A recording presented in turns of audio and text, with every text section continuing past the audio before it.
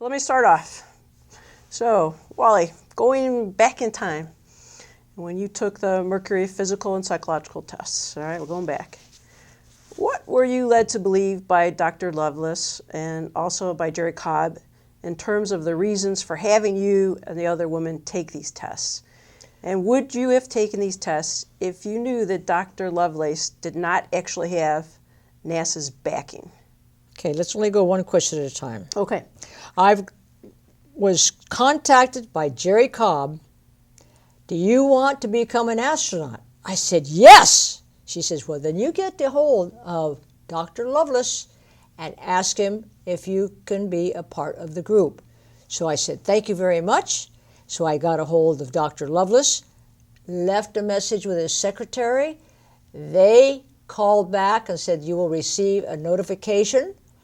And he said, send me some of your information, and we'll see about you coming to take the tests in Albuquerque at the Lovelace Foundation.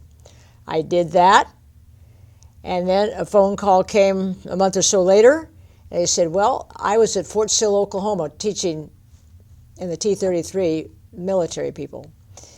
And phone call came and said, Wally, do you still want to take those tests? I said, sure do. Be here Monday. I said, yes, sir. So I had to get my parents to, I drove from Fort Sill to Taos, had all my stuff. My parents then drove me to Albuquerque, and I was not old enough to go, so they had to sign me in.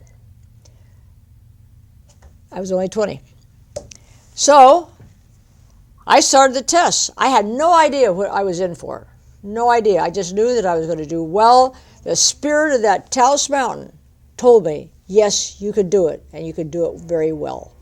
So with that, and I always had it, that spirit of Taos Mountain in my body, I could do anything they wanted me to do. So they started right out with all kinds of tests on your arms, on your legs, needles. Wally, what drove you to investigate doing further physical and psychological tests on your own, and what did you think they might lead to? You mean after I'd taken the test from Lovelace? Correct. After I had been to Russia? No, before that. Before that. I wanted to know more. I wanted to get into NASA, and I was getting information from other people. I wanted to take tests that Lovelace did not have. So I went to military places, places that oh golly, I can't think of the name of some of the hospitals where they had all kinds of tests. And I would go and I'd say, I want so-and-so test, and I want to get into NASA. So one was a centrifuge test, and I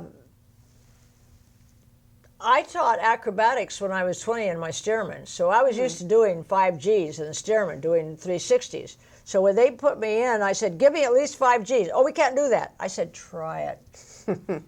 So I went to about 5.5, I think. They couldn't knock me out. Wow. I knew to keep the blood and the air in my head.